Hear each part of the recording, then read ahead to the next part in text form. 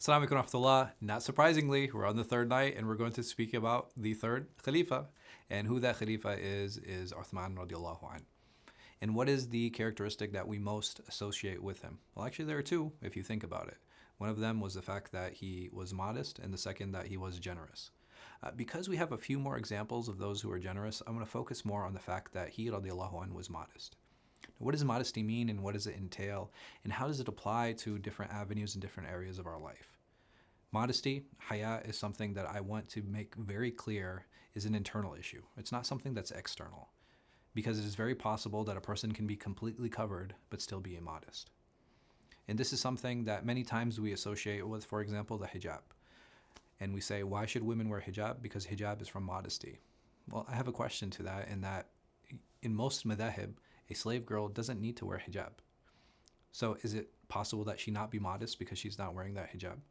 I don't think that's a very fair way to develop a metric or a rubric on how to judge people, because we shouldn't be judging others. So now let's look at Uthman's life. How did he live it? How did he show that modesty? We show that he wasn't one that was for a lot of words, right? He didn't speak too much. And when he wanted to do something, he would do it very quietly. It wasn't a very big, open pronouncement. Every time he was asked of something, he would fulfill that. And I believe that's what true modesty is where it shows is our interactions with people. So if I truly want to be modest, what do I need to do? I need to be kind to the people who are around me. I need to not talk too much, which goes back to the hadith of the Prophet ﷺ, Man samata naja, that whoever is silent will be saved. So these characteristics are things that many times we'll associate with dress. And I don't think that's an appropriate way of associating that.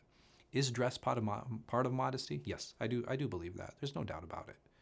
And do women have to wear hijab? Absolutely. It's an obligation. But we don't want to confuse things. That it's very possible that a man who might not be dressed the way that we like it can be very modest. Or a woman who's dressed in a way that we don't like can be modest. So how should we judge those things? Number one, we shouldn't. This is something that I should judge for myself internally. How am I going to be modest? Again, it's going to express and show in how I deal with others. And this is something that's really important. If I want to be modest, if I want to be like Uthman, Uthman was the type, he wouldn't stand up straight when he took a shower, radiallahu anh. He was the type who was shy even with his own self. And that's not possible just with physical actions. That's going to show in our interactions. And that's how he, radiallahu anh, was. Even when we look at his khilafah, you don't find him extending out too much. A lot of things he kept in the family. Again, a lot of that was from his shyness. That he wouldn't put himself out there, radiallahu anh. Which is amazing for how amazing a businessman he was.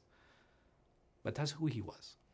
And the characteristic we should strive for when we look at him is how he dealt with others. And how that shyness showed when he dealt with others. And how people, when they approached him, they would be shy to the point where the Prophet ﷺ said the angels are shy of him. And that's an amazing characteristic.